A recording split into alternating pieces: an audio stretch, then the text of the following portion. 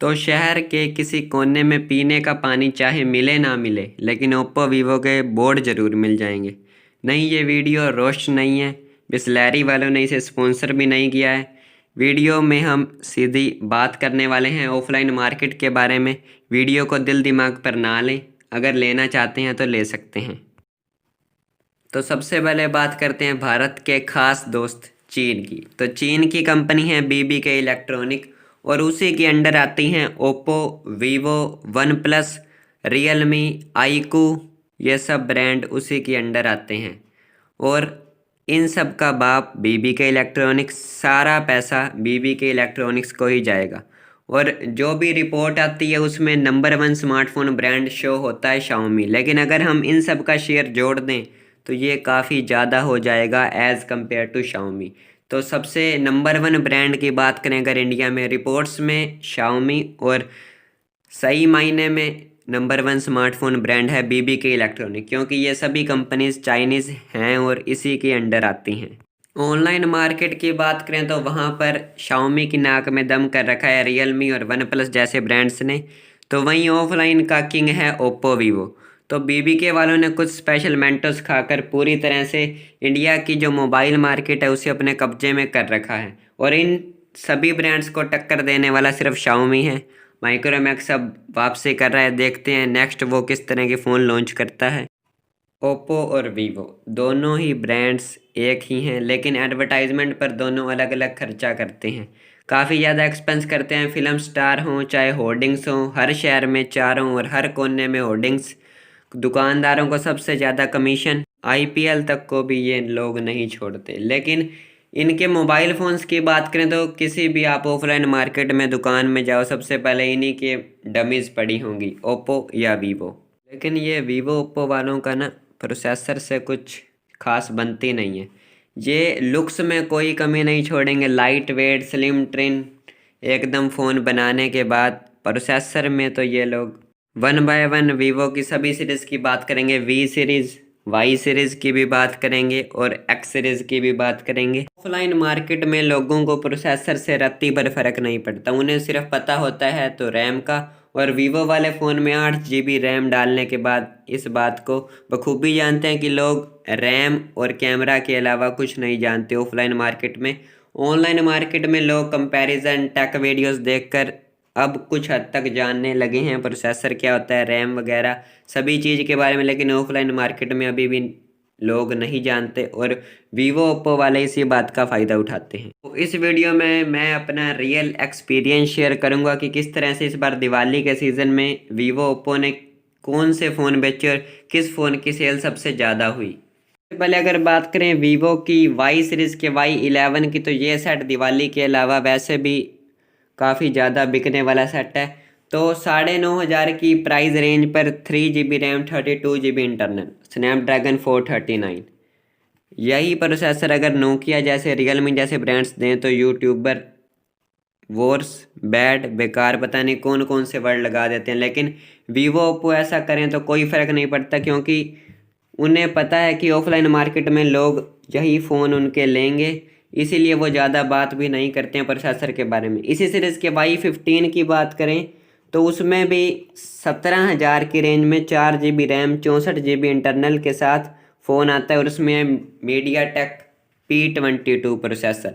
यही processor Infinix वाले 7 से 8,000 की रेंज में देते हैं, और ये 17,000 की रेंज में दे रही हैं, लेकिन फिर भी लोग फ़ोन परचेज़ कर रहे हैं।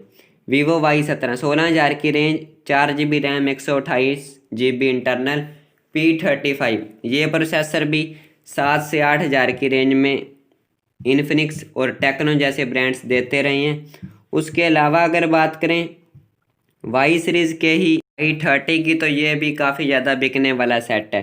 14,000 की प्राइस रेंज पर 4 GB रैम, 128 GB इंटरनल और प्रोसेसर वही P35। तो वीवो वाले प्रोसेसर ज़्यादा चेंज नहीं करते हैं, सेम प्रोसेसर के साथ। उन्हें पता है ऑफलाइन मार्केट में फ़ोन बिकेगा रैम के नाम पर, 4 GB रैम, 8 GB रैम, 4 कैमरे, फास्ट चार्जिंग। इसके अलावा ऑफलाइन मार्केट के लोगों को कुछ नहीं पता। एक और सेट जो काफ़ी ज़्यादा बिका है दिवाली के दौरान, Y50। 16,000 से 17,000 की रेंज के बीच ये मोबाइल बिका है। 8 GB RAM, 128 GB internal, Snapdragon 665 और यही प्रोसेसर रियलमी वाले 10,000 से कम की रेंज पर दे रहे हैं। 665 के साथ भी ये फ़ोन 17,000 की रेंज में भी काफ़ी ज़्यादा बिका है। क्वाड कैमरा सेटअप है जिसमें प्राइमरी सेंसर है 13 मेगापिक्सल का और 5000 mAh की बैटरी, लेकिन प्रोसेसर कैसा भी हो सेट बिका है। उसके बाद रिसेंटली लॉन्च हो चुका है Y51, 8 GB RAM 128 GB internal processor, वही सेम 665 18,000 की प्राइस रेंज पर इसकी भी सेल शुरू हो चुकी है। तो अब बात करते हैं वाई सीरीज़ के उस सेट की, मोबाइल सेट की, जो इस दिवाली सबसे ज़्यादा बिका है। वो है वीवो का Y20 और Y20i। ये दोनों सेट सबसे ज़्यादा बिके हैं। Y20 की बात करें तो 4 GB रैम 64 GB इंटरनल 13,000 की प्राइस रेंज पर, स्नैपड्रैगन 460 5000 mAh की बैटरी, 13:2 का ट्रिपल रियर कैमरा सेटअप, 8 की सेल्फी। तो ये मोबाइल सबसे ज़्यादा बिका है इस दिवाली ऑफलाइन मार्केट की बात करें। और इसी का छोटा भाई यानी कि Y20i जो है 3 GB रैम 64 इंटरनल, बाकी सभी स्पेसिफिकेशन सेम है, फास्ट चार्जिंग और 1 GB रैम यहाँ पर कम है। ये भी काफ़ी ज़्यादा सेल हुआ है इस दिवाली। तो ये थी वाई सीरीज़ की बात। वी सीरीज़ की बात करें तो ये सबसे ज़्यादा पॉपुलर सीरीज़ है वीवो की और इसमें वीवो काफ़ी अलग अलग इनोवेशन भी करता रहा है। सबसे पहले वीवो V11 प्रो जब आया था तो उसमें था स्नैपड्रैगन 660, 29 से 30,000 की रेंज पर यह मोबाइल आया था 660 के साथ। उसके बाद लॉन्च हुआ वीवो का V15, V17, V19 और अब रिसेंटली आ चुका है V20। 15 की बात करें तो उसमें था P70। यहाँ पर प्रोसेसर में कुछ चेंज किया था वीवो ने। ये भी 6 GB रैम 64 GB इंटरनल के साथ 22 से 25,000 की प्राइस रेंज पर आया था। उसके बाद लॉन्च हुआ V15 pro, 8 GB RAM 128 GB internal और 30,000 की प्राइस रेंज के आसपास ये लॉन्च हुआ। और इसमें भी अगर प्रोसेसर की बात करें तो 675। तो अब यहाँ पर वीवो 660 से ऊपर 675 तक पहुँच चुका था। उसके बाद बारी आई V17 प्रो की बात करें तो 8 GB रैम 128 GB इंटरनल 30 से 32,000 की प्राइस रेंज पर यह मोबाइल फ़ोन लॉन्च हुआ था, काफ़ी अच्छे कैमरा सेटअप के साथ। प्रोसेसर एक बार फिर 675। वीवो ने प्रोसेसर ज़्यादा जल्दी चेंज करना वो शायद अच्छा नहीं समझते। फिर लॉन्च हुआ वीवो का V19, 25,000 की प्राइस रेंज के साथ। पहली बार वीवो ने स्नैपड्रैगन सीरीज़ का 700 सीरीज़ का प्रोसेसर यूज़ किया, 712। डिसेंट प्रोसेसर था, 25,000 की प्राइस रेंज के अकॉर्डिंग। यहाँ पर वीवो से हम ये एक्सपेक्ट ही कर सकते हैं, इससे ज़्यादा एक्सपेक्ट भी नहीं कर सकते थे।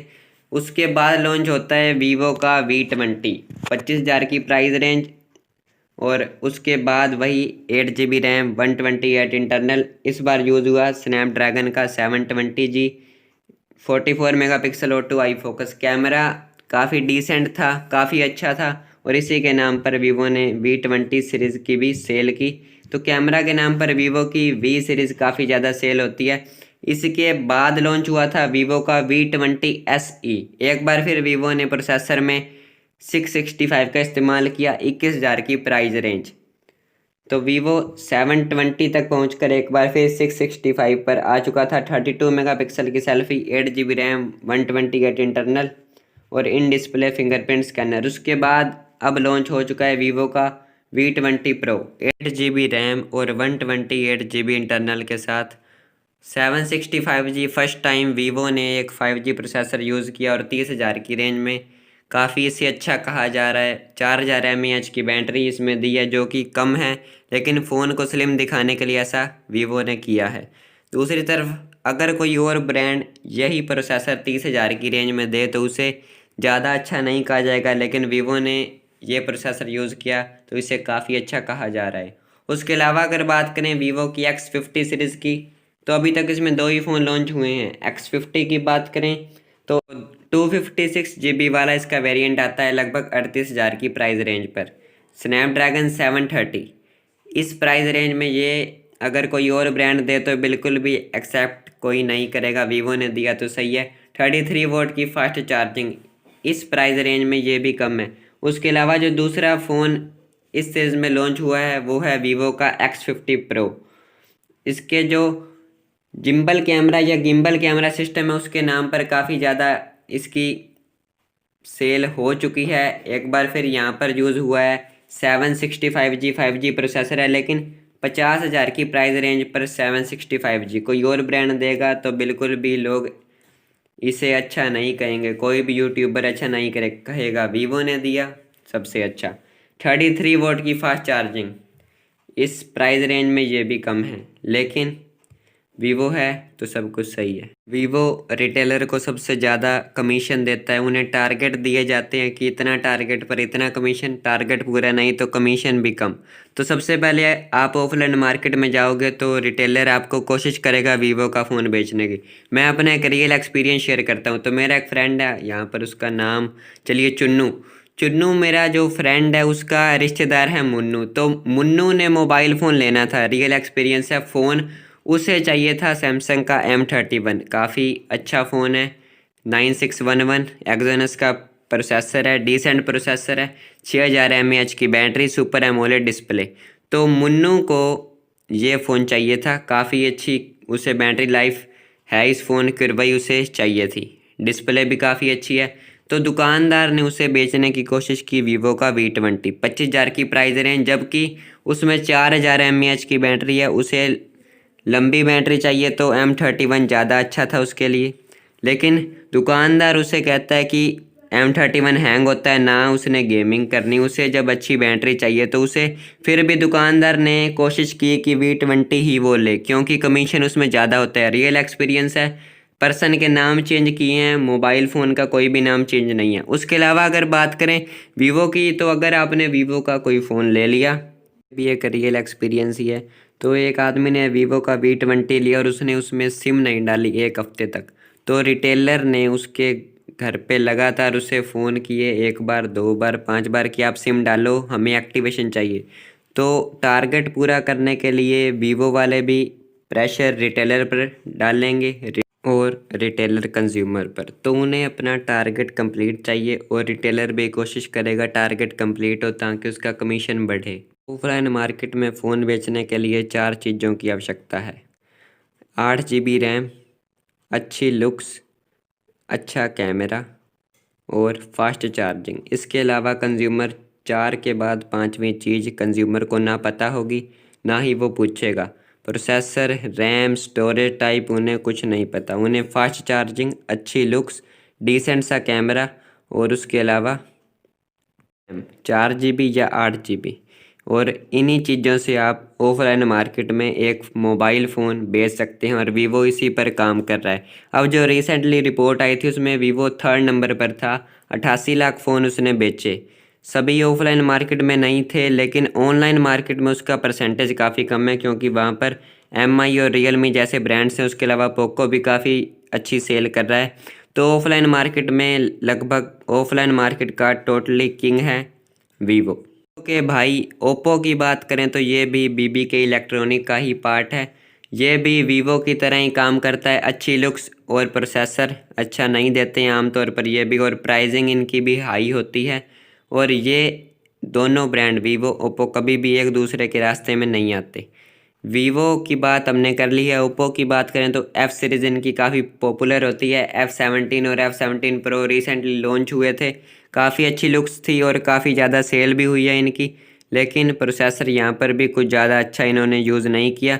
उसके अलावा इनकी रेनो सीरीज़ काफ़ी ज़्यादा पॉपुलर होती है, कैमरा सेंट्रिक सीरीज़ है, तो उसमें ये नई नई इनोवेशन करते हैं। तो अगर बात करें ओप्पो की ही A सीरीज़ की, तो ये भी काफ़ी ज़्यादा पॉपुलर है ऑफलाइन मार्केट में। A12 और A31 जैसे सेट भी काफ़ी डिसेंट सी सेल हो जाती है।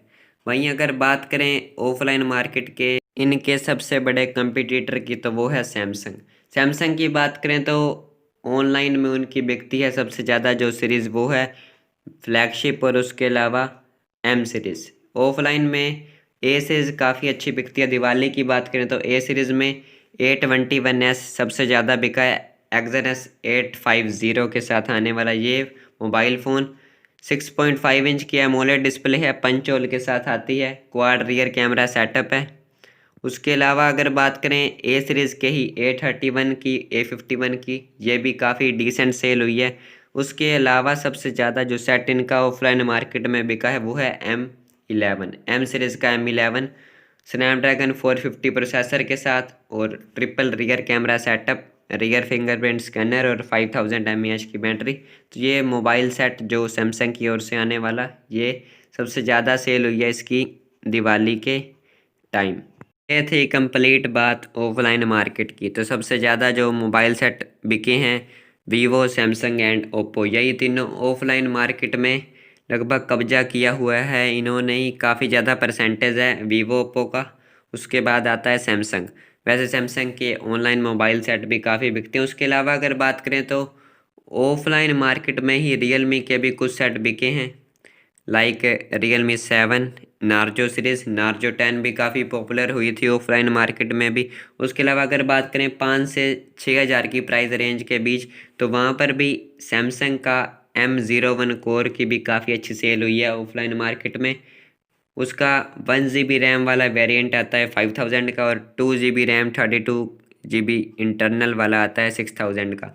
तो काफ़ी डिसेंट सा फ़ोन है, प्राइस रेंज के अकॉर्डिंग इसकी भी काफ़ी सेल हुई है। उसके अलावा टेक्नो जैसे ब्रांड की भी सेल हुई है और आईटेल जैसे ब्रांड ने भी कुछ अच्छी सेल कर ली है इस दिवाली ऑफलाइन मार्केट में। तो यही थी कंप्लीट बात। वीवो के बारे में कंप्लीट बात कर ली है कि किस तरह से वो एडवर्टाइजमेंट कमीशन के दम पर ऑफलाइन मार्केट के किंग बने हुए हैं, छाए हुए हैं। प्रोसेसर की उनके साथ ज़्यादा कुछ बनती नहीं है। ओप्पो भी सेम उन्हीं के हाल पर ही है, वो भी प्रोसेसर ज़्यादा अच्छा नहीं देते हैं। सैमसंग की बात भी कर ली है, कौन सा सेट सबसे ज़्यादा बिका है। तो यही थी कंप्लीट बात। वीडियो यहाँ तक देख लिया तो लाइक शेयर सब्सक्राइब ज़रूर करना चैनल को, और हम मिलेंगे नेक्स्ट वीडियो में।